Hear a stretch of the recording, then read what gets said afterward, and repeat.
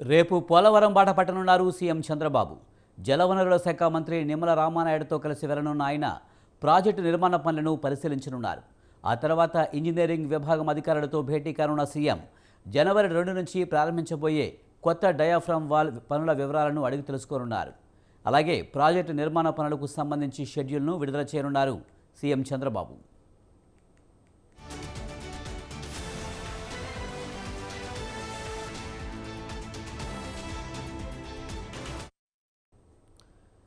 ఏపీలో మరోసారి అధికార పగ్గాలు చేపట్టిన సీఎం చంద్రబాబు పోలవరం ప్రాజెక్టును ప్రతిష్టాత్మకంగా తీసుకున్నారు.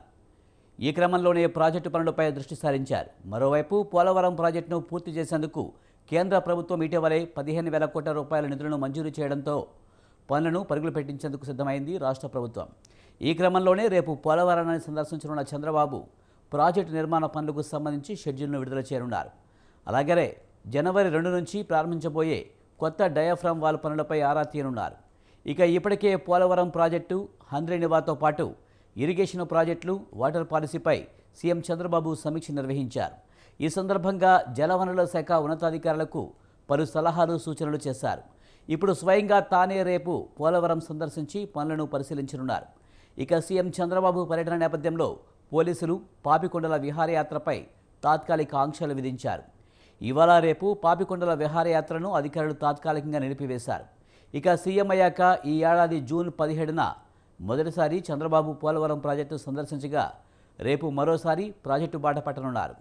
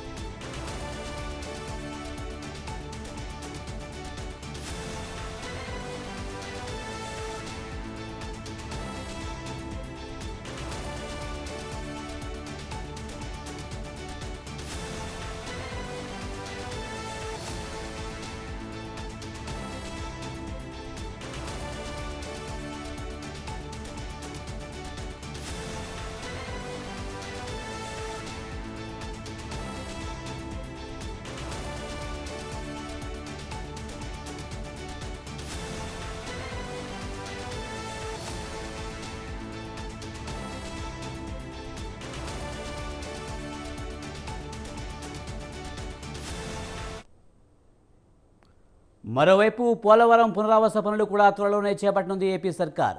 R&R కాలనీ నిర్మాణం, భూసేకరణ తిరిగి ప్రారంభించనున్నట్లు ఇటీవలే చంద్రబాబు తెలిపారు. అంతర్రాష్ట్ర సమస్యలను పరిష్కరించి పోలవరం సకాలంలో పూర్తి చేస్తామన్నారు. గోదావరి జలాలు ఉత్తరాంధ్ర, రాయలసీమకు తీసుకువెళ్తామని మంత్రి నిమ్మల వెల్లడించారు. రాయలసీమ సాగు, తాగునీరు అందించేందుకు హంద్రీనివా కాలువ సామర్థ్యం పెంచేలా లైనింగ్, వైండరింగ్ పనులు త్వరలోనే ప్రారంభిస్తామని తెలిపారు. ఇదిలా ఉంటే మల్కాన్గిరి జిల్లాలోని కొన్ని గ్రామాలకు ముంపుగా పరిగణించిన పోలవరం ప్రాజెక్టుపై ఉద్యమానికి నడుం బిగించింది బీజూ జనతాదళ్ పార్టీ.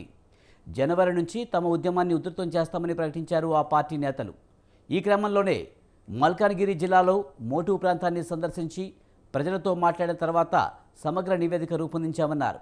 ఈ నివేదికను కేంద్రంలోని జలశక్తి శాఖ ఉన్నతాధికారులకు సమర్పించనున్నట్టు తెలిపారు. ఈ నెలాఖరు వరకు దీనిపై వేచి చూస్తామని, చర్యలు తీసుకోకపోతే జనవరిలో మోటు, భువనేశ్వర్, ఢిల్లీలో ఉద్యమిస్తామని హెచ్చరించారు. న్యాయం జరిగే వరకు ఆందోళన కొనసాగిస్తామని తెలిపారు.